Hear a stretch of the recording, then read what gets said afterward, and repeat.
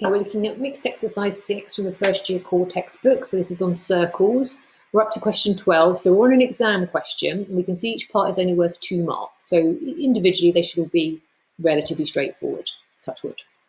Okay, so we've got a circle. We're given the full equation. It meets the positive coordinate axes at x at a0 and 0b. Okay, and then I'm asked to find the values of a and b. Okay, yeah, that's fine. We'll get cracking on that. Just feels like that should be worth more than 2 marks, but never mind. Okay, so a is lowercase a0, so obviously that's where y is 0. So if I substitute y is 0 into this, I get x plus 5 all squared. I get 0 plus 2 all squared. So that's just going to be 2 squared, and that equals 125. So x plus 5 squared, so 0 plus 2 is obviously 2 squared, so that's 4.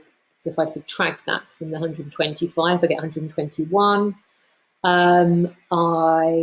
Right, so I'm going to square root, and it can be plus or minus 11. So that would be, so x is either 11 plus 5, or x is minus, sorry, goodness sake, x is either 11 minus 5 or minus 11 minus 5. It says here the positive coordinate axes, so that's when x and y are both positive. So that's the solution. Okay, so not too tricky, but obviously we've then got to do the same thing again for b. So do you feel like they're being a little bit stingy, just giving us 2 marks for this whole thing? Never mind. Okay, so b is at 0b, so that's where x is 0. So same thing, so if I sub x is 0 into the circle, I get 0 plus 5 squared plus y plus 2 squared is 125. So obviously that is going to be 5 squared, so that's going to be 25. So if I take that away from the 125, I get 100. So if I square root, and again, I do only want, it's the positive, I'll write plus minus 10, but same as above, I want the positive one, so it will just be the plus 10. So y is either plus 10 minus 2 or minus 10 minus 2. We're just looking at the positive one, so that's the one I want. So then, and then let's just be super clear about the values of a and b. So that one, I got a is 6, and that one, therefore b is 8. Okay.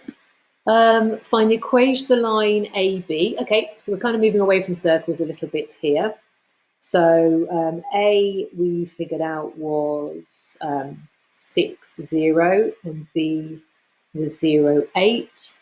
And I want the equation of the line through those. So if I get the gradient, so change in y, so 8 minus 0 over 0 minus 6.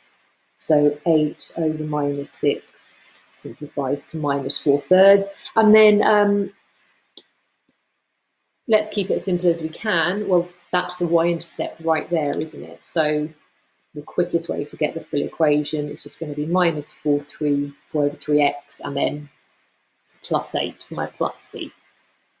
Okay, so here's my answer for part B. And find the area of the triangle OAB, where O is the origin. Yeah, again, I don't think we're really needing to refer to circles here. So A was 6, 0. B was 0, 8. So that's vertex B, and that's vertex A. And then they want the area of the triangle OAB, so that triangle there, so obviously that's got a base of 6 and a height of 8. So area half times base times height, so 24 square units. Let's just quickly check that.